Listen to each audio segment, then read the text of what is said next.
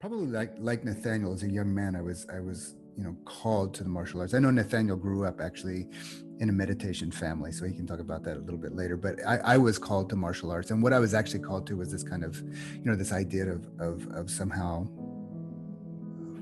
finding power, I suppose, to overcome my insecurities. And I was basically nourished and nurtured on comic book fantasies of what martial arts were. And of course, Bruce Lee, who was, the iconic epitome of a martial artist, not just a martial artist, but a spiritual martial artist.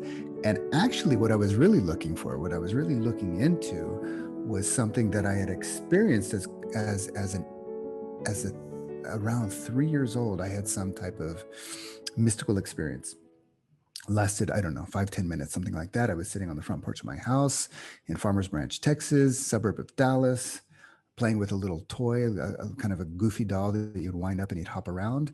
And it was summertime. The cicada insects were, I remember it very, very, very clearly. The concrete of the porch. It was a hot day. You could hear the cicada insects. The concrete of the porch was cool. And then I don't have any idea why or how or what, but I had some type of shift. And suddenly I was in a way, what I can say now, which I didn't realize then as a 3-year-old child, was some type of direct experience of non-conceptual reality. And at the time, I had no way to understand it, no way to make meaning of it. It came, it went, and I went on with my life. But I never forgot it. It was a reference point that stayed with me to this day. And I would somehow find my way back into that experience in the middle of sports and martial arts. I wasn't necessarily looking for that experience. It wasn't a conscious thing in my mind. But, doing this, I played a lot of sports as a kid. I did a lot of different martial arts as a kid growing up between, off season. And I would always find myself in some type of flow state in those pursuits. And, just outside playing and loving it. And then suddenly, and that was the thing I always wanted to get back to. So I was in the body, and I wanted to play, and I wanted to play sports, and I wanted to do martial arts. And when I wasn't doing that, I felt somehow limited and separate and insecure and, whatever, worried about the bigger guys are going to bully me or whatever. But in those flow states, it's like there were, little moments through my life where I was getting back to that reference point. And it was somehow I was pursuing it, but it was kind of an unconscious pursuit. And that kind of came together when Bruce Lee was a big, even though I didn't study I did study Kung Fu a little bit one summer, but I didn't follow that path. But when I saw the founder of Aikido, O-sensei, he was this formidable martial artist, but he was also a very spiritual man. And then I realized those two things came together, the body movement, the martial arts, plus this man who had some type of spiritual realization, and he was bringing it together. That hooked me. And I guess I saw O-sensei when I was about 14, but it wasn't until I was 22, I think, 22 years old, before I was able to pursue it full time. And then that's been my life path, one of my life paths ever since. That's kind of that's my entry point into this kind of crazy conversation that I'm going to be having with Nathaniel. Nathaniel, you want to share a bit? By the way, we're going to invite people up to the stage. Nathaniel and I are going to go back and forth for about maybe another 15 minutes, and then we'll invite everybody else up to join the conversation. Nathaniel? Yeah, sure. Actually, just a couple questions. When you were sharing about that early childhood experience, spiritual experience, I was reminded of how Joseph Campbell, too, said that the only mystical experiences he ever had were playing sports. And so I'm curious, what else did you experience when you got into athletics and martial arts? Was it something similar to what you experienced earlier on as you looked for that again? Well, actually, it's different. It's funny you said that, because for me, that experience was like pure witnessing. In other words, non-conceptual reality, where there wasn't a sense of miles, a sense of self there, but it was pure witnessing. What I understand now is there's different You talked about we might go into worldview, but we're probably going to talk more about states, I'm guessing today. And one of the states of one of the absolute states, as you know, Nathaniel, is the state of witnessing. Whereas flow states are also an absolute state. They're also timeless, spaceless, everless, selfless, but they're much more of a non-dual experience. Now, I don't know if we're going to get into the difference between non-self, non-dual, the observer, the witness, but what was similar about those two things is that they were absolute, and the sense of miles would disappear, and it was 1,000% satisfying.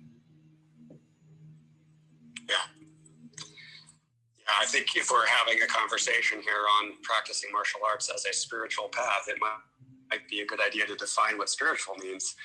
And I hear you starting to do that. What else would you say to define spirituality? Well, I use. You're asking me, Nathaniel? Yeah, and maybe specifically in context of martial arts. Well, okay, sure. So maybe I tell you what. Let's come back to spiritual. Let's talk about martial arts for a second. Is that okay? Because we got the absolute, we got the absolute, we got the relative. Martial paths tend to be relative. They're different. There's Aikido, there's BJJ, there's Kung Fu, there's Tai Chi, there's all these different martial arts. But what is the commonality there that we can talk about these relative paths? And Birgit Eberhard joined us. Hi, Birgit. He's an old friend of mine. So, So Matthew, why don't we start there with martial arts? Starting with martial arts as far as the spiritual definition as applies to martial arts? Well, I was thinking more about, let's just kind of define what martial arts is, and then we'll go into how it's a spiritual practice, a spiritual path. Yeah, good. Well, even the word martial art makes me want to comment on, the state of martial arts today. Every martial art is part martial and it's part art. Mm. And for me, a martial art is something that concerns itself with the god Mars, like having to do with war or combat. That's if something's purely martially focused, having to do with combat. And your ability to protect yourself and protect others in a functional manner. And many of these martial lineages descended through battlefield arts that had to do with fighting with a weapon, or what jiu-jitsu is supposed to have come from, what a samurai might do to disarm someone, or if he'd lost his weapon, how to grapple and clinch and throw on a battlefield. And then, of course, what evolved from that when weapons in the modern era became irrelevant were more forms of combat sports, like boxing and wrestling, judo, jiu-jitsu. But the art part of the martial art, that's the part that has to do, as you were alluding to, Miles, with Bruce Lee, talking about ultimately all types of knowledge mean self-knowledge. So what is an art in and of itself? And I think every martial art, regardless, has this side of it, that it's a path of mastery. Mm. It's a path of refinement where you're practicing a discipline or a skill, and as you practice and refine, you move through different stages. At first, it's one of my clients was a jazz musician. He said there's these stages that you go through as an artist, and it's something like to me, by me, as me, and then through me. And I think it's in the art part that we're going to be able to talk about spiritual states, because at first you're just copying someone's form. It's dictated to you. And then you start to master that form. So it becomes authored by you. And then there's a level at which you, again, as you study any art, there's a self-actualization process. You find your own voice. You find your own form. It becomes a creative process in that. Then, of course, you have experiences of being danced or being sung or being moved. And I think that's the upper reaches of what an art has to offer, regardless of whether it's a martial art or not. So I think I'll pause there, see what you have to say, Miles. Okay. Yeah, that's awesome. That's awesome, Nathaniel. And I love it that it's already, the way you describe those stages, those steps, is already moving into the transcendent. Yeah, it's already moving from that sense of self. Who takes us to the martial arts? Anybody who walks into the dojo, it's sense of self that takes us into the dojo. And usually, I wouldn't say always, certainly with men, perhaps it's even more so the case. But what drives us to take up the martial arts is usually a sense of insecurity, although most men are not really aware that that's what's driving them. That's my experience. um, uh, yeah, so I would say so for me, martial arts, if we look at the Japanese word, it's beautiful. The word Budo, which is a kind of a beautiful word and a good, I think, a good place to start. Bu means martial, of course, like you said, Mars, war. And Do is the path, the way, and we're talking about a spiritual path today. And whenever you heard the word Do or the Tao referred to, whether it's Chado, the way of tea, or the way of martial, or the way of Zen, it's a path. Do is a path, and it's not just it is not an ordinary path, but rather it is a higher path of physical, emotional, mental, psychological, relational discipline. And if it makes that extra step, like you were already referring to, Nathaniel, then it'll also be a higher path of spiritual development. If it makes that step, martial arts tend to stay inside of a closed loop. In other words, it's for the self, it's of the self, it's by the self, and it doesn't really go beyond the self, even though the self, like Nathaniel was saying, it is a self-mastery path. It has, I would say, most martial arts have within it the in a way, the genetic code to transcend themselves, but it's something that's quite rare. It doesn't happen too much. The problem, I mean, what's great about that is we become better, faster, stronger. We actually build a lot of character. We become a better person, hopefully, through the martial arts, but there is no guarantee. And unless we can do a lot of cleaning up psychologically through the martial arts, but we can pick up a lot of baggage too through the martial arts. And the ego can get tremendously, the sense of self can get tremendously empowered through our martial arts practice, to where it's very easy to make the Darth Vader move, where your power then becomes it's only satisfied as long as it's a power over another person. This would be the closed loop. This would be the danger of not transcending the martial path towards a spiritual path. So true. Well said. And I see my dear friend Michael McElhaney in the audience, connected through Stag in Dallas. So welcome, Michael. Glad to see you here. And feel free, anyone, to ping people in if you want, with the plus sign on the bottom right-hand corner. But yeah, Miles, so true that it's kind of the dark side of the force. Kevin is a huge Star Wars fan as well, so very apropos to the audience. And I think that part of, in defining spirituality, there's an old Taoist expression that man pulling radishes points the way with a radish. And I love that you brought up Budo, which is really the same thing as talking about martial and art. And I love that the word Tao or Do is the path or the way. And it brings in the notion that it's the way. I like to say, how you do anything is how you do everything.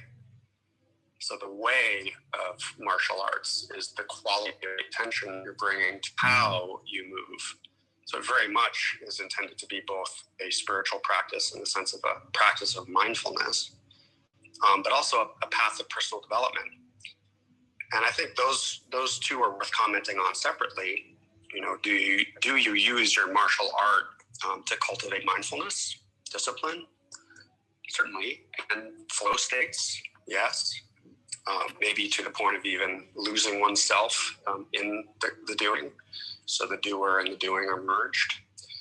And really, those are very separate things, very separate truth claims. To say martial art can be a spiritual practice, it's very different in a way than is your martial art a path of development, a path of personal development. So it's hard to separate these things ultimately in my own mind. I know Kevin is an integral coach, and with integral coaching, we use metaphors often. And this ties right back again to self-knowledge. So I think when people say the word spiritual, they can sometimes mean truly, mindfulness, meditation, flow, or self-transcendence, but then they oftentimes mean path of personal development. And, back to how you do anything is how you do everything. The way you move on the mat is a metaphor. Somatically would be another way of saying that for how you move off the mat. And bringing in some simple coaching practices with metaphors can help you actually see what the constant is there between on and off the mat. And oftentimes Socrates would grapple with people physically before he grappled with them philosophically. And actually, the place they would do that was in the Palaestra, which is what my business is named after. So that was the square outdoor courtyard, with the porticos surrounding it, where they would engage in martial arts training and in philosophical dialogues. So many of Plato's dialogues are set in a Palaestra with Socrates engaging with people in both ways. And the point is the mind-body connection, somatics. And so, Kevin, I'll steal your example. I believe you had someone you were coaching in jiu-jitsu, and he wanted to know, we should really let Kevin explain this later on, but in brief, he said that when he rolled with him, he had the experience of him being kind of a bulldozer. And we all know what those people are like. Either you tend to like to be the pushover, or you like to push other people over. That tends to be how we're shaped fundamentally at a psychological level. So to be able to bring that to his attention with a bulldozer and then inquire a bit, like, where does that show up? And then, of course, our favorite question as coaches is to say, and where else in your life does that show up? In other words, off the mat, where does that show up? And of course, it shows up in his relationships. He bulldozes people, or at work. And then what's the new way of being?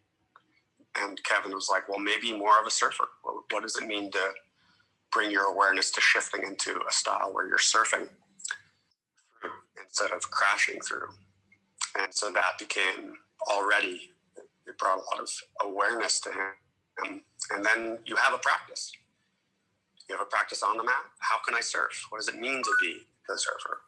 And then, of course, and where else off the mat? What does it mean to be the surfer in that way in your life? So that's a little bit, to me, of the distinction between purely martial arts as a spiritual practice and what it means to start to bring in the personal development or the somatics, body-mind connection, as a way of gaining self-knowledge. Yeah, beautiful, Nathaniel. So just let me just reset the room. We're going to invite Nathaniel. I made you moderator as well, so you can pull people up to the stage. We're going to be opening the stage in just a moment to bring people up, and Kevin already has his hand up. We're going to invite you up, and anybody else who wants to come up to the stage and make a comment or even have a question. You're very welcome. Yeah, once you come up to the stage, you got to mute yourself. That's the only thing, because the mic is already automatically open. But just a quick reset of the room. I'm here with Nathaniel Chawkin. My name is Miles Kessler. We're talking about practicing martial arts as a spiritual path. I've known Nathaniel for couple of decades more, I guess. And we both have committed martial arts practices and committed spiritual practices. So, I consider him a brother that we can have this conversation with. And Nathaniel, maybe we can make a bit of a transition towards the spiritual path, just to wrap up our part of this, the conversation. Then we'll invite others in. And, in my main background is in Buddhism, even though I'm kind of, post-Buddhist, but that's in me. And the transcendent that happens in Buddhism is a state of non-self or non-duality. Could be both, or it depends on the practice you're doing. But there's a saying in Buddhism that's no self, no problem. We all, as long as there's a sense of all the problems that we have, and one way martial arts is we're learning how to overcome problems. But all the problems that we have is because of the sense of self. And really, when you transcend that, or when that dissolves or fades away or relaxes, those problems also relax. It doesn't mean that your flat tire is still going to be flat, and that has to be taken care of. But there's a sense of the problems arise due to the sense of self, and as long as there's a self, there's an other. And if we go back to the Upanishads, and this is where I was talking about martial arts as a closed loop. 4,000 years ago in the Upanishads, it said, as long as there is other, there too you shall find fear. As long as there is other, there too you shall find fear. And every martial artist, each and every one of us who's doing the martial arts, in one way, we're trying to gain confidence because, through skill and through personal development, because there is an underlying sense of fear that I'm separate and there are others out there. There's always, no matter how good you are in the martial arts, there's always somebody around the next corner who's going to challenge that. And so the transcendent of the sense of self, which for me is the spiritual path, one way to look at the spiritual path, is the move that needs to happen if we're looking at martial arts as a spiritual path. Nathaniel. I love that. So Jordan and I both grew up in transcendental meditation. So we had meditation twice a day, yoga, and the community, actually 3 of 10,000 people would meditate before and after work together. So quite a unique upbringing.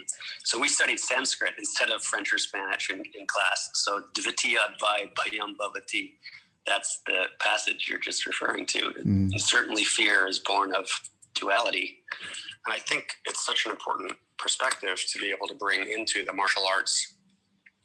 And I don't know how many modern kind of sport practitioners are also meditators, but especially when you are studying a martial arts, so much is about conflict and conflict resolution.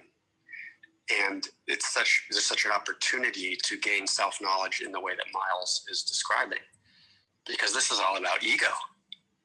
When you enter into a conflict, as Bruce Lee said as well, the relationship is the mirror in which we come to know ourselves. And the founder of Aikido would say a true victory is victory over oneself.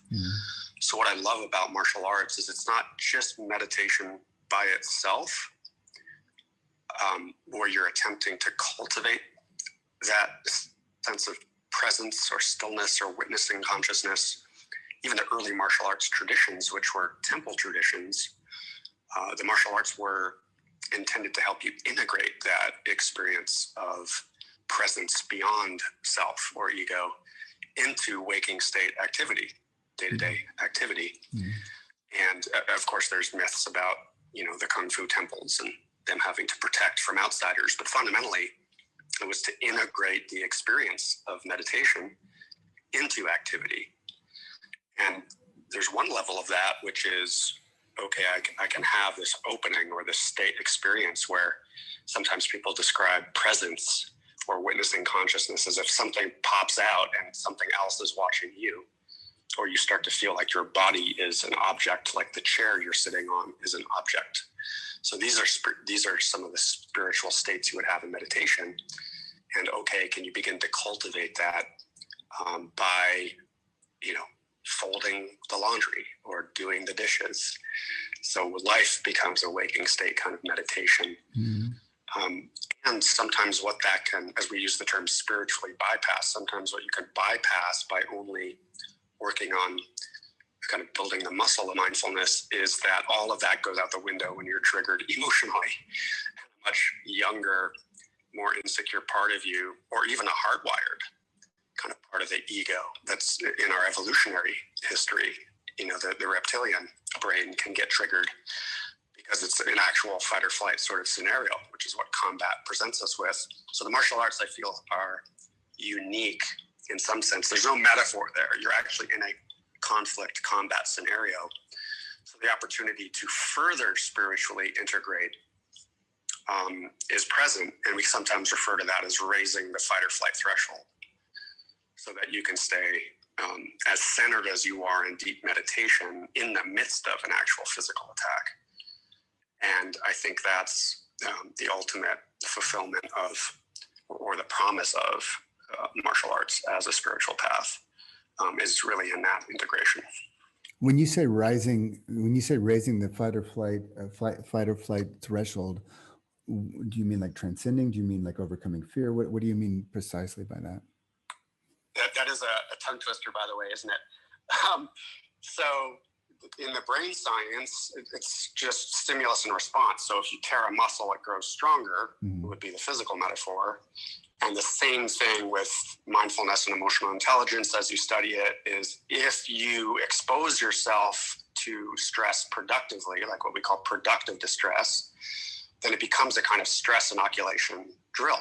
Mm-hmm. So martial arts training, for example, if you trigger yourself enough that you can breathe through it, just like that muscle in the gym, it takes a little bit more to trigger you the next time you get on the mat. So you're literally raising the amount of stimulus that will trigger the amygdala response within you, to the point where, of course, boxers aren't typically afraid when they're sparring because they're so used to it. Yeah, and this actually brings me back to that, as I was saying before, the sense of self, because as long as there's a sense of triggers exist with a selfness, the selfness that somebody's attacking me, either they say my nose is too big, or they're physically trying to attack me, or they're challenging me, or I'm having an argument with my wife, or my kids aren't, whatever, it's anything. As long as there's a sense of self, there's going to be triggers. And that's what I see so beautiful, that, having a spiritual practice like meditation or any type of other practice, it actually could be, it could be anything. Any activity could actually lead to transcending the sense of self if the conditions are right.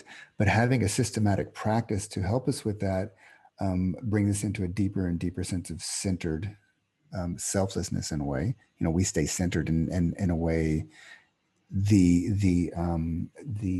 things that would normally destabilize us are still there, but we find a sense of stability within that's grounded in freedom in a way. It's not attached to any fixation point. I love the notion of being centered that we use so often in martial arts as well, because that's such a good reference. Once you practice martial arts, you know what it means to physically be centered. And then that invites you automatically into a state of being present in the moment. And you can keep cultivating that muscle of mindfulness. And we use the analogy in coaching sometimes of like growing the fire. So the fire is larger. So whatever emotionally comes up that gets thrown in the fire, you're able to burn through it in real time. So it's a very organic process, or kind of emotional alchemy because that's what's raising the fight or flight threshold to begin with, is can you breathe through what's coming up? So, of course, spiritual practice can work very much in tandem with transmuting your emotions as they come up in real time. And then there's sometimes stuff that, you can't breathe through. It's, that you put a bigger log on the fire, it gets smoky, starts to put out the flames. And that's back to what you're talking about, Miles, with identity or ego. There's a certain conditioning would be the other word for it. What I believe I ought to be in order to feel safe. It's my defense mechanism, as opposed to what I ought not to be. And that goes all the way back into boys and girls. Boys are supposed to be tough and not show emotions, and girls are often classically conditioned to be the opposite of that. So that's the kind of tip of the iceberg around why does one thing that happens to me make me laugh, but the same thing happens to someone else, makes them cry. And again, martial arts can be a way to gain a lot of self-knowledge, but it's also my sense that you can't leave it on the mat. It has to become something that you take into some spiritual practice or coaching relationship, or to therapy or inner work, shadow work. Really both on and off the mat complement each other and go well together. Yeah, beautiful, Nathaniel. And also, we're kind of getting into the territory where of the relational side of martial arts, but we kind of hit our 30 minutes here, but just to say one thing about that before we kind of open up the stage for others to kind of bring questions or add comments.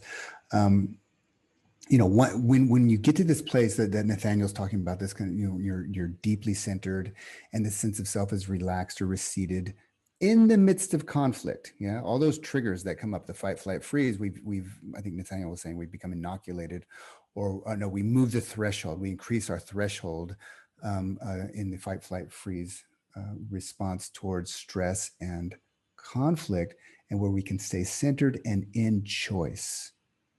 Then And only then, I would say, can we actually stay open and connected with the very source of the perceived threat, the very source of the conflict, which is the other. Where there is other, you there too you shall find fear. So the sense, when the sense of self relaxes and you're in a way stable and centered and stable in that centeredness, then you can connect with another person, not from the anger or for the threat or the attack or the ill will that's coming toward you, but with their center, with their kind of inner source. And at that point, you're able to stay open, connected, and relational, so that whatever way you respond to the so-called to the perceived threat or the so-called conflict, it's going to be an appropriate response in the moment. That is that somehow you find yourself in the right place at the right time in the right way, and that brings the split of conflict into a healing. And now, so that's now I just kind of made the move from being centered to being connected. But I think that's important to add here. You know, that's when it really becomes a relational spiritual practice rather than just kind of a solo spiritual practice where I'm going to go off and do my own martial arts. Nathaniel, you want to make a few comments before we open up the mic? And anybody who wants to join us up on stage, please raise your hand. I see Terry Patton joined us. Hi, Terry. Very nice to see you. I was just going to say, I see Terry as well. Really great to see Terry.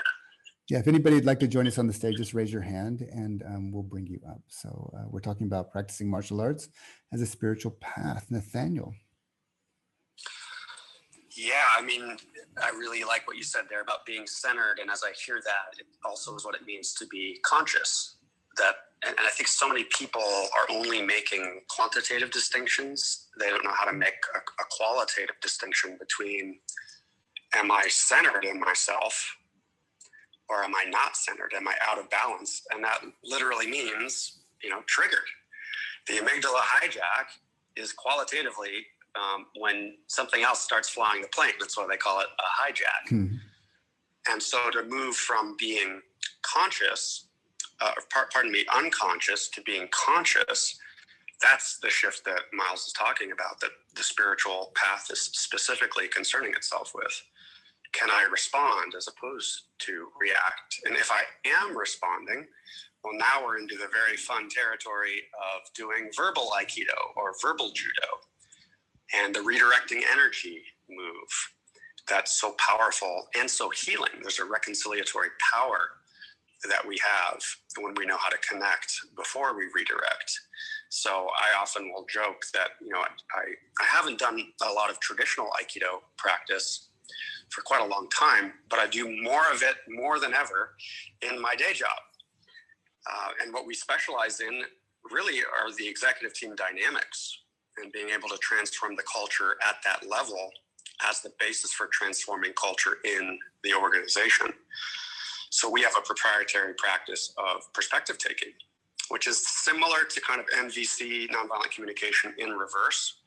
But the difference with the perspective taking is you can even start from the point of being attacked by someone, metaphorically, meaning someone is complaining about you or has a tension that they're bringing forward, which may show up in the form of judgment or feeling triggered.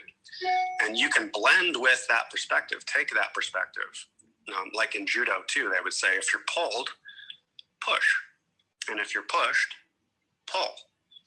And that's when you can actually hear someone's complaint as something they're committed to. So the tension in the relationship, if you imagine yourself pushing on someone else and they're pushing you back, that energy or that complaint is really just energy. When someone's complaining about something, it means there's a deeper commitment that they haven't expressed yet. And if you can do that verbal Aikido, then you can mirror back what they're saying. You can invite them to draw it out. You can empathize with how they're feeling. And ultimately, upset is some sign that someone has a value that they're standing for, that something is in conflict with. And when you can actually hear not just what someone's saying or how they feel about it, but what's the underlying value, the bedrock value about why it's important to them, that's the moment of connection. And we had a moment like that on the team last week. And It's not intuitive to people. You have to really slow people down, because at first people don't want to be vulnerable or say how they feel, because that means you're not tough or something. And when someone finally takes the risk of doing that, and the other party can just mirror what they hear the person is feeling, like to have the moment last week on that team and say, like, let's have a full stop, like just pause for a moment and listen to what she's saying. She feels upset when you say that. That's the kind of moment of empathy and connection. If it's connecting to a core value, why is that important to you?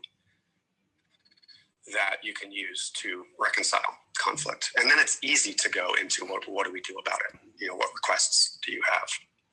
So I spend a lot of my time doing that with individuals and with teams.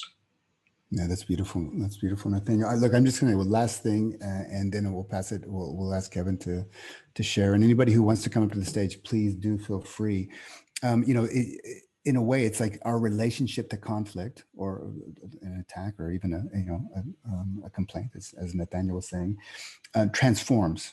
Ideally, will transform when we're practicing martial arts as a path of mastery, as a path of higher development, physical, mental, emotional, spiritual development, or when we're doing it as even in self-development. From our basic feeling when somebody is kind of coming at us with a word or whatever is, oh shit.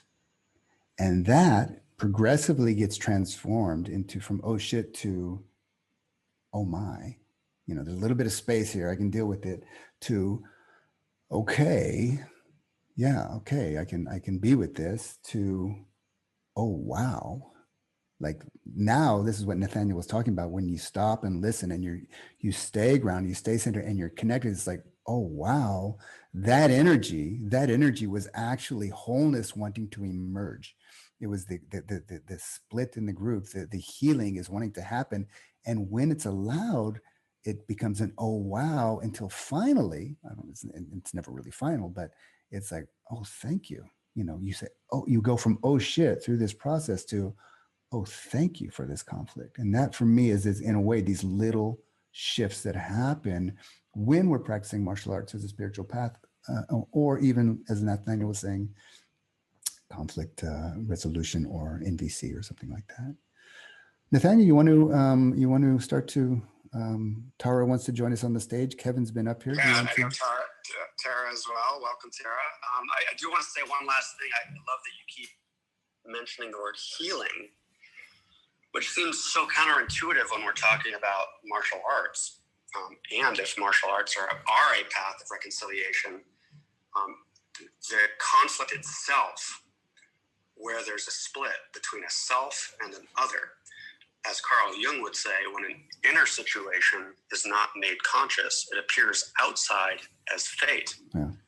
And the enemy is within, as the founder of Aikido would say. And that becomes actualized, it becomes literal, when you're able to acknowledge what is it that the other party is there to mirror back to me within myself. The enemy is within. And that means that, as Rumi would say, friends are enemies sometimes, and enemies friends. Mm-hmm. So there's always something that I've disowned or I'm split off from in myself that I am projecting as the enemy to begin with, because it's something that didn't feel safe inside of me, probably from some very early childhood experience. So I just love the whole notion of conflict as a pathway to doing shadow work and again healing the splits that exist within us, whether or not the other person changes. They're there to wake us up. Yeah, that's great. You want to? Shall we invite Kevin to share? Please, Kevin. Yeah. Well, just everybody. We're talking about practicing martial arts as a spiritual path. If anybody would like to join us, I'm Miles Kessler. I'm with Nathaniel Chawkin. We're both spiritual guys and martial artists. So we thought we'd chat about this. And if you'd like to join us on the stage, just raise your hand and please come on up. Kevin? Hi, guys. Thanks for having this conversation. It's great. It's so awesome listening to you guys. I don't know what I'm doing on the stage, and I don't know how to get myself off, but here I am talking, so I'll weigh in with what I can. I'm finding way more value listening to you guys than anything I feel like I could offer. I wanted to follow up earlier with something Nathaniel said, using an example of a very, very short conversation I had with a colleague in an MMA school, giving him metaphors on how he was approaching his jiu-jitsu. For those who weren't here for that, he was juxtaposed a kind of way of being that he was trying to always bulldoze through people and suggesting that he might surf more. And the follow-up to that story is probably the most interesting part to me.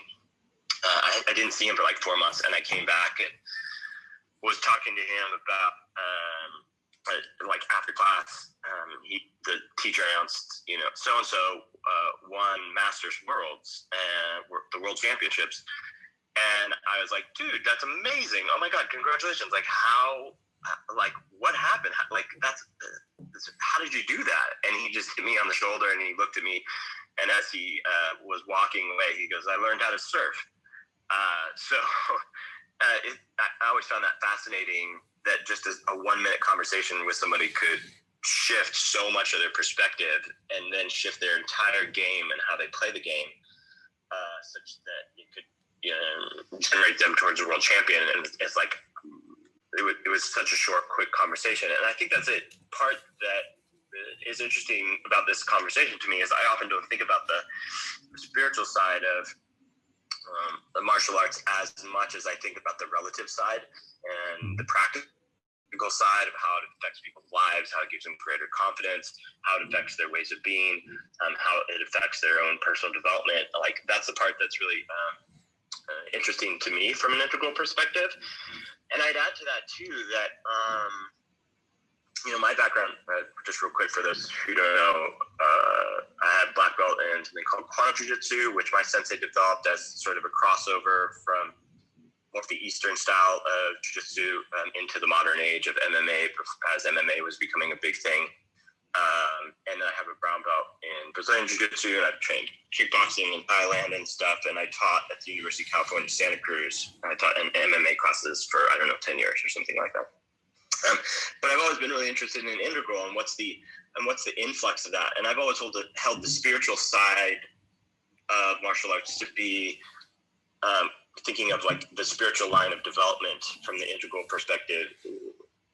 I talk about it as like, what's the shit that really matters? Like, what are you calling upon existentially in your life to guide you through everything you're doing? How is that literally affecting day-to-day decisions and what you're doing? And one of the things I really noticed when I would hand out belts, and not hand out belts, but test people for belts and watch their progress over time, is that the reasons they came to martial arts were usually for the wrong reasons. The reasons they walked through the door, the reasons they stayed were what was interesting to me and what was interesting to them. And every belt test that someone would go through, they had to do a complete existential reboot of their meaning making about what martial arts were. And while I never tested for someone for black belt, the black belt mantra in our system was giving is receiving. And I think that sort of alludes to the final piece of like, it's not about you. It's not about all this work that you did to get a black belt over years and years and years, that the contribution outward and your definition of who you are in yourself has expanded to the point where the selfishness of what you're participating in here is no longer as important as what's being offered out into the world by who you are and by how you act in the world. And so that's always been the part that's been really interesting to me. But I'll pause there and absorb comments or whatever about that. But that's the thing I wanted to add. I love that, Kevin. I'm so glad you're here and could embellish on the story that I told for you or on your behalf earlier. And what it leads me, and especially because, we're bringing in the Star Wars metaphors here as well. We could talk about using the Force, I'm sure, in a moment. But what it reminds me of is whether we talk about Bruce Lee or what's intuitive to us as the kind of stages of development that we go through in martial arts. I think Bruce put it pretty simply when he said first you're at the state of no form, then you go through a stage of form, and then on the other side of that you go back to no form. And he also talked about yin and yang so often, and that you have to bring together the naturalness and the unnaturalness, which kind of is the instinctive, the animal element with the technique. So the body and the mind together, the structure and the spontaneity.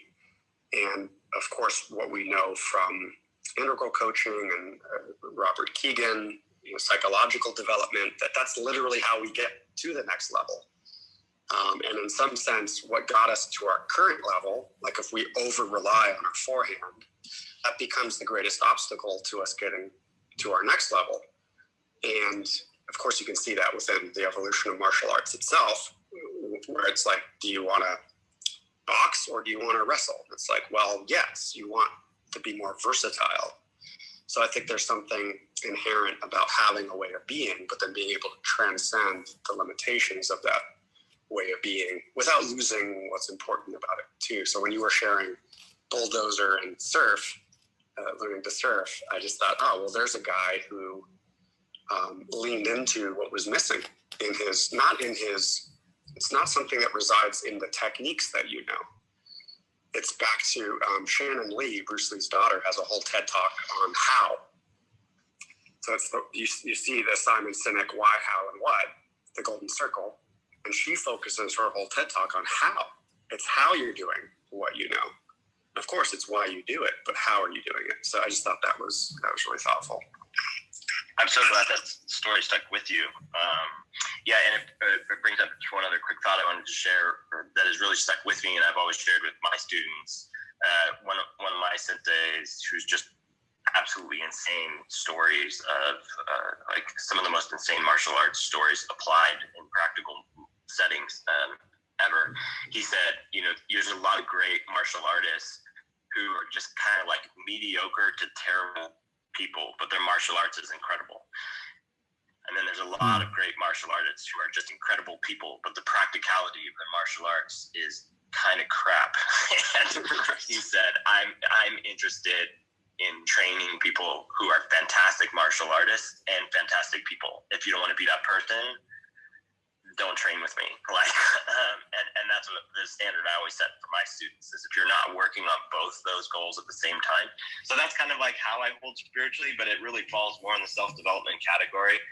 But I love that story stuck with you, and I think that this discussion is really enriching too from a wider perspective of looking at what's possible in the martial world with the spiritual integrated. Yeah, for sure. I'm glad to have those metaphors in my back pocket to refer to. So thank you for that. Miles, anything to add to that? No, why don't we let Tara chime in? We'll bring some of the feminine perspectives. Tara, if you don't mind, a bunch of guys up here talking. No problem. I think this is a beautiful conversation, such an important one. For years I've been on the healing journey, and the clients I see, it's such an important aspect to really start to anchor in the physical aspect of the spiritual journey, the mental jiu-jitsu that we teach and that we encourage other people to find.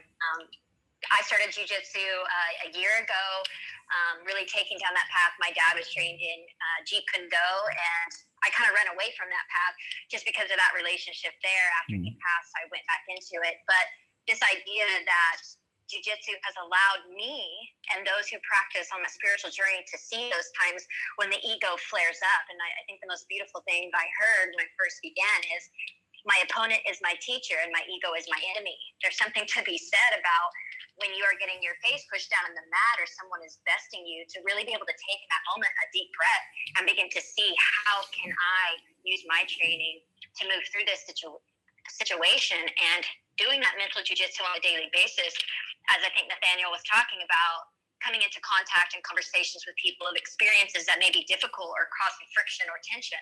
How do you begin to use that weight of that force to the betterment and perspective of all and for yourself, and that opportunity for growth? And my clients, I tell them, a lot of them do yoga. That's the yin form of that physical practice. And jiu-jitsu, martial arts, is a great way to bring in that controlled masculine yang force that we all have to begin to integrate. And I think it's such a beautiful way of really being able to see in the physical vehicle how that is manifesting for you. And I think I just love this conversation. It's something that as more people kind of start to do their spiritual path, really encouraging any form of martial arts to come into your life is a really powerful way, again, to see how these mental aspects are manifesting here. That's beautiful. Thanks, Tara. I appreciate it. Yeah, beautiful. Sarah, I did not know that you also had a martial arts background, so I can see we've been hanging out quite a bit on Clubhouse here, so I can see how much we have in common, even more than I thought. So thanks for contributing that. Absolutely. It's quite interesting how things start to meld and mold together, and you cross paths with people at just the right time. You know, I would like to, I'm open with time. I think we kind of had an hour on this thing, but let's see where it goes. But I just thought it might be nice to bring in, the word dharma is a Sanskrit word that it has a few different meanings. It can mean teaching. It can mean school, actually, a universal principle. But when you get, like in Buddhism, when you get down to the root word, it actually means the ultimate reality or the absolute truth, that which is irreducible and non-separate from anything else. And if we look at if we put the lens of Dharma on martial arts and on spiritual path, martial arts is a higher path of practice. Basically means if we take that to its ultimate confusion as a man or woman of a martial path, then we are fighting the good fight, which means we must be willing to not just defeat another for a higher purpose, but if that defeat means to take their life, we, as a martial artist, if we sign up, how far are we going to go? Oh, I'm going to do my martial art until it comes to taking a life.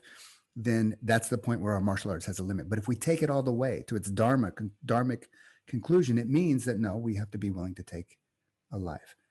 On the other hand, and this is where the whole polarity comes in, or the paradox of spirituality comes in. If we take the spiritual path, which is a recognition that we are one, or a recognition that all these different faces here on Clubhouse are actually not separate from me, but they're nothing at our, what do you say? Relatively, we're all different, but at the deepest spiritual core, we are the same. If we take spirituality to its highest conclusion in the midst of conflict, and if we take it all the way to the point where life and death count, we must be willing to. It actually requires us. We must be willing to surrender ourselves for a higher good, which means that we would actually allow ourselves to not take another person's life, but take it even further, to even lose our own life, give up for our own life, not lose our own life, give up for our own life, surrender for a higher purpose. And those two things, when you bring those together, martial arts as a spiritual path, it creates a koan, it creates a dilemma, and that we put ourselves in, and we're not polarizing to one or the other, the absolute, taking it all the way with martial arts or taking it all the way with spirituality. You could easily polarize this conversation, say, no, it's this one, it's not that one, it's this one, it's that, but that's just a polarity. But if we take it all the way, it puts us in this place where neither one of them, there's no satisfying answer. But if we hold ourselves in that place, we will cook, and we will for sure develop. And that's the whole point of polarities. And I think that's actually where martial arts, whether it's a personal development or a path of mastery, just a way to get your next belt, or an ultimate spiritual path, it's all the same.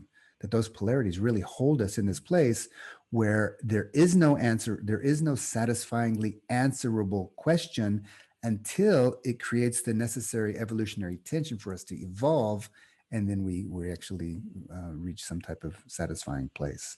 Nathaniel, you want to say something about that? Yeah, I love that, Miles. What I was raised with is more the Hindu or the Vedic translation of the word dharma, which is what you began speaking to towards the end of higher purpose. And you're really calling up the Bhagavad-Gita, which is the central sacred text of Hinduism. And it takes place on Dharma Kshetra. It takes place on the battlefield of Dharma. Right. And of course, right? And you have, of course, the hero there is Arjuna. And then the setup at the top of the story is that the Kurus and the Pandavas, I think, and they each get to choose something to help them in the battle, which is, by the way, a civil war. And of course, Arjuna, being the more enlightened hero, chooses Krishna as his guide. And the other opposing side chooses all the fancy weapons, which I think is a good metaphor spiritually for worshiping false idols, choosing the material as opposed to the spiritual, you could say. But the concept of purpose or dharma plays in because he's evolved enough, Arjuna, that he doesn't see a point. If we're all one, then why would I assert my own ego to kill another person? And there are many commentaries on that. Some people think he's weak-minded, that he won't just step up and fight and do his duty, which is another word for dharma. On the other hand, there's a commentary that, no, he's at the peak of evolution because he's willing to lay down his life. That's the pure spirit of a warrior. And the whole dialogue has to do with this fundamental polarity between spirituality. Will I sacrifice myself? Am I willing to sacrifice myself for anything and not act out of my ego? And on the other hand, the material world, where there's still pairs of opposites and right and wrong, will you step up and stand for or to defend or protect dharma in the sense of truth or purpose? And so he goes through this period of kind of mourning and like, I will not fight, and lays down his weapons. And the thing that resolves it within his own mind is the transmission from Krishna, from the spiritual teacher, which is yogastha kuru karmani. Establish yourself in being, establish yourself in presence, establish yourself in the non-self, and then act, then perform action. And it's like abandon attachment to the fruits of action. Don't be attached to action, nor attached to inaction. Be centered. And then Brahman is the charioteer. Something else bigger flows through you. And because you're doing it in service to the universe. And it's interesting that the movie, I don't know if anyone remembers, it was a movie about golf in which The Legend of Bagger Vance, of course, with Will Smith, right? And who was the lead in that? Matt Damon. So that literally, the guy's character, Matt Damon's character, is Randolph Juna, first initial Arjuna. And then Will Smith is the stand-in for Krishna because he's his caddy, who's this kind of awake spiritual guide. And the whole thing about swinging the golf club and letting the stroke swing you and opening to the field. So I think the whole story and metaphor resolves this spiritual paradox of, as they'd say in Chinese or Japanese, wei wu wei. How do I do without? And that's the beauty of the whole story. So. Yeah, and Krishna, Arjuna tried both. He said, well, I can fight because he was a good fighter. He said, I can surrender because he was a spiritual man. He could actually do both. But Krishna reminded him, no, do your duty. Keep God in your heart. Do your duty. And it was that polarity, not polarizing. And think, my God, think how polarized it is these days, especially if you're in the States, I guess, around so many different things, but not just the States. Here in Israel as well. It's very now if we polarize, okay, whatever, it's not a problem. By the way, it's not a problem for somebody to do martial arts to learn how to be better, faster, stronger, to beat somebody up. That's okay. That's a fine path. It's an okay path. There is more that we can do. I think Nathaniel would say maybe martial arts is the ultimate purpose for martial arts is something greater than that, but that's also okay. We're not putting that down. But if we want to grow as a human being, for what we, in a way to discover our human birthright, what we were born into this existence for. I'm not saying you should do this or you should do that, because I don't know. But if we hold ourselves in those, if we manage to somehow hold ourselves in those polarities, when everything inside of us, especially in a conflict, everything inside of us is screaming fight, flight, freeze. It is the ultimate counterintuitive move to hold ourselves in that polarity. And then, especially if you've been training, allow your training to somehow come through. There's muscle memory. It's not going to come from your mind. I mean, there are tactics, there are strategies. That's all fine and good. But ultimately, what Nathaniel and I are talking about in that moment of truth, to surrender and trust that things will come online, to hold yourself in that polarity, is really the practice that actually evolves us. That's the evolutionary. It creates the evolutionary tension for us to come to a more integrated and higher perspective. Yeah, I think that's such a powerful and beautiful perspective to share, because the Bhagavad-Gita and Arjuna and Krishna is a powerful story that, to me, symbolizes that potential of death or being the act that kills another human being, but it's that animal nature versus that godly nature, and having enough control in the moment to not unconsciously choose to kill someone because you're afraid, but understanding in that moment that you have enough clarity and calmness to hear the voice of Krishna or God or whatever that higher power may be, to really commit that act on behalf of God, because it takes a lot of clarity to be able to be the hand of God in that moment. And that was Krishna's point to Juna, is that come and do what you were brought here to do. That was his duty, that dharma here on earth. And that was his role, and to be able to have that clarity or that connection in those chaotic moments is, I think, a powerful tool that jiu-jitsu brings forth. That's so awesome. Which, by the way, and I'll just pass it to Nathaniel, which, by the way, only humans can do what you're talking about, Tara. Gods can't do that because they don't have a human body. Animals can't do that because they don't have a higher self-reflective consciousness. Only us as human beings, as far as we know, maybe a few apes and maybe a dolphin can do that. But as far as we know, it's only us that can do that. And that is our duty. Right, exactly. And that brings us back to the difference between if I do something versus how. And I think a lot of people get stuck when they're in a kind of conventional consciousness of either I fight or I flight. And there's no qualitative distinction being made that has to do with how I respond, not if I react. And then that's, I think, the first place from which we would call you can move from center. You can be discerning. And this really plays back to the fundamental polarity, again, between spiritual and material. And there is a both-and perspective where we can, that's also what training is for, as Tara's pointing to. We get on the mat, we get pressure tested. We get, the ego is going to come up when it's under pressure. And so we're, in a way, many martial arts, you're tapping out, which I believe is a big ego tenderizer. So you are learning to master your emotional response or your ego, such that when you are standing as the still point amidst the chaos, you can hold your center and choose consciously to respond instead of reacting. And yeah, it is very tricky otherwise, because we know what's been done in the name of spirituality or God throughout history. And then on the other hand, we use spirituality to not stand for life, to not step up onto the battlefield, to not protect life.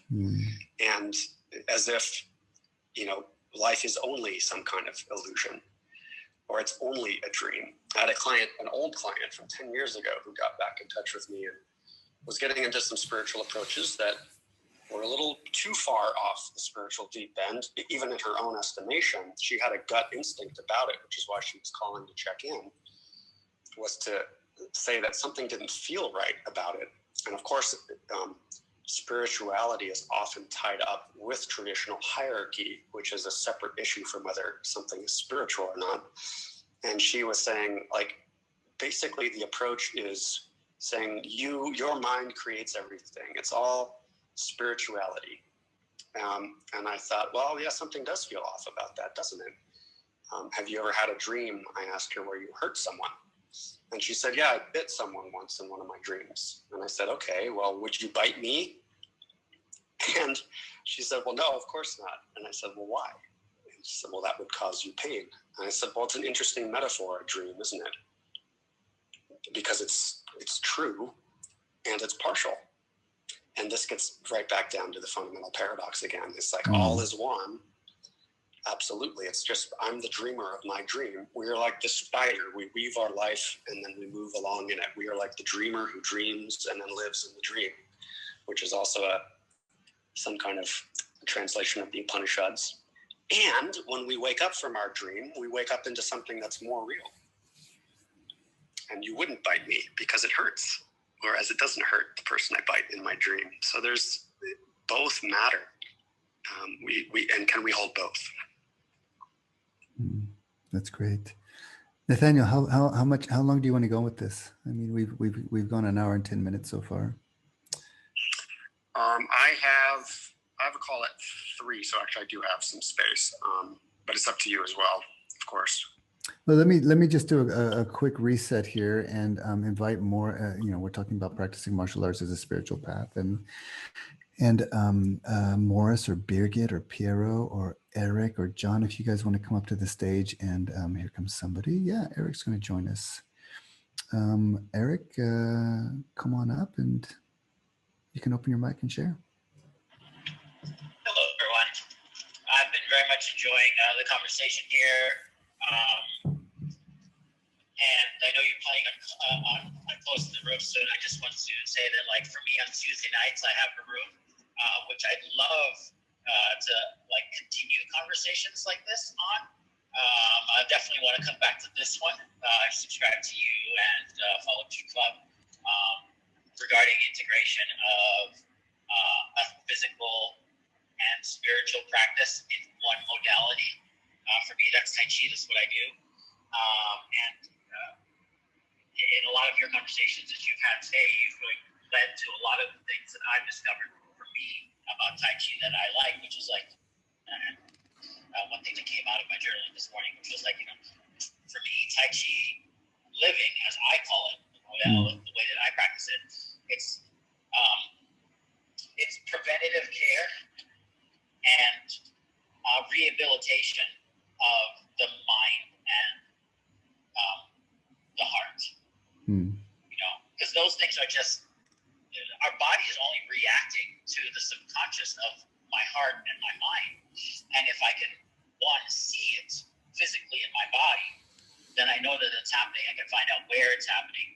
And then through that process of it, of like finding it, I can be like, oh, that's why I act that way in that situation. Now I can address it.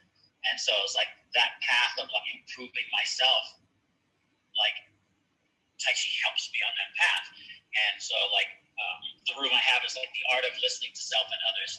And it happens on Tuesday nights. And I'd love to have you guys in that room or continue the conversation in this room. So it's like, yeah, I'm very excited about what you guys are talking about. Tuesday nights, what time zone? 7 p.m. Pacific Standard. Yeah, well, it's the middle of the night for me, but if I find myself awake on a Tuesday night in the middle of the night, I'll definitely join. And I'm Pacific time, so that may well work for me. And I love being in these conversations, definitely. So thanks for that invite. Yeah, Eric, yeah, go ahead. Miles, are you planning on having this room? Is this a reoccurring room at this time? Not yet. I've been on Clubhouse, I think 4 weeks now, and I've done about a half dozen or so rooms, and a few of them like this have been, scheduled and like Nathaniel and I put this together about, a week ago, 10 days ago, something like that. So I'm still trying to find my rhythm here, but at some point I will, I did open a club called the Integral Dojo. If anybody would like to join it, you'll get notified when things open. At some point within the next, 2 or 3 weeks, I will zero in on a regular time to have a regular room. So thanks for asking. I'm just going to say one last thing, and then I got to go and take care of some things. But the polarity about the peaceful warrior is really what drew me to the path, because some people hear peaceful and warrior in the same sentence and they think it's not synonymous. And there's this great quote, I'm sure you guys have heard it: it's better to be the warrior in the garden than the gardener in the war. Yeah. And that is something that is, if you haven't tried jujitsu yet, or you haven't taken a path of martial arts, I encourage you to, and to really welcome that path in, because again, at some point we will all have to put on that archetype of the warrior and wear it. And what are you going to do when that happens? So thank you guys for having this room. I can't wait to jump in another one. And it's been a blessing. Blessings be. Thank you so much, Tara, for jumping in. Always wonderful to hear you. That was a great one. I hadn't heard that one before, and as a fellow gardener, I'm writing that one down. That was awesome. One other thing to put in the mix, I just wanted to add in, if I could. I came up with something Eric said, was, you know, the sense of like how the heart plays into spiritual practice in different ways. And I often have reflected in my own journey about like the emotional disposition that I'm holding when I'm in martial arts, and how there's supposedly the samurai would, you know, when they had to kill someone, they would only do it with like a full open heart. Like they would only do it from big heart. They would, there's almost a sense of like wishing someone well as you're chopping their head off, kind of thing. And I've always felt that as like a paradox in my training, that if there's too much angst, or if the Darth Vader move starts showing up in my consciousness as I'm practicing with someone else, and I can feel that happening, that a shift isn't required by the other person. A shift is required by me. In that emotional disposition I'm holding, and how do I become more dexterous in the emotive side that happens in martial arts, because you know, you just watch it over and over and over again. Somebody comes in, like I had freshmen come in and they never kickboxed before, and they take that first punch to the face, it just hits them square on, and you know, they either go ape shit or turn into a puddle of tears they never thought was possible. And so developing the equanimity side in the heart of a martial artist is always something that I've worked on as an edge for myself, but seems relevant to this conversation, so I thought I'd throw it in. Love that, 100%. Yeah, and then there's that fight or flight reaction again as well as the response to fear, the passive or aggressive, or passive aggressive, as you would say as well, Miles, I think. Yeah, maybe I can finish off with the Aikido Koan, which is this koan I kind of created that in a way it's Aikido, but it's not really Aikido. But you know, koans are these unresolvable riddles, and what they're meant to do is basically negate every answer that your possible, you know, the true nature of reality is beyond conceptual thought. And when we answer a riddle, we're just kind of turning around concepts all day long, and until we get exhausted, and then it negate, you know, and in Zen they say negate the self through your practice. And then once you've negated the self, negate the negation. And the Aikido Koan is like that, and it goes right to the sense of self and the fight, flight, freeze. So that there's four statements, three statements in a question. The first statement is, and this koan actually for me goes to the core of what martial arts and as a spiritual path is. So we can all think about this when I'm kind of reciting it in a way. The first one is, I am not passive. So in the midst of conflict or some type of stressful situation with another person, I am not passive. Number one. Second statement is, I am not aggressive. So we negate the passivity in our system, you know, fight the flight part of us. I'm not aggressive is the fight part. You know, we negate that. So we say, I'm not a passive. I'm not aggressive. And then there's a third statement. I'm not passive aggressive. So in a way that negates everything that the ego can do. Every move that the ego has, it's either going to be passive aggressive or passive aggressive. There's nothing else in there. So these three statements, I'm not passive, I'm not aggressive, and I'm not passive aggressive. And then we drop the question, the perennial spiritual question of, who am I? And we offer that into the moment, and then we surrender into what arises. And that's the Aikido Koan. So Nathaniel, what do you think? Shall we finish there? I was going to say I'm dropped into the koan. I'm considering the question, and what a beautiful place to close and to begin. Hey, Nathaniel, this has been great. We haven't physically met in years, but I always, I see you around social medias, and I always feel you close to my heart. So it's great to have the Clubhouse app to connect again. I loved connecting with you, Miles. Genuinely, in a way I can't describe. I think yeah, it's always been like that. Continuing anytime, or even regularly, I would put that out there. All right. Yeah, this I like is that. great, and we both are holding this perspective for martial arts, and it's so simple when we sit and talk about what the off and not part of this whole thing is, and all the debates that are going on, raging perhaps in the martial arts community, seems so silly once we drop into what this is meant to be in essence. Well, that's beautiful that you mentioned that, and I'm so happy we didn't that energy didn't come into this dialogue. So thank you so much for that, Nathaniel. Yeah, of course. Yeah. Great, and thank you, Kevin, for sharing, and Eric, and I forgot her name, Tara, and also Piera joined us. Several people joined us. Thank you all very much, and yeah, let's do it again soon.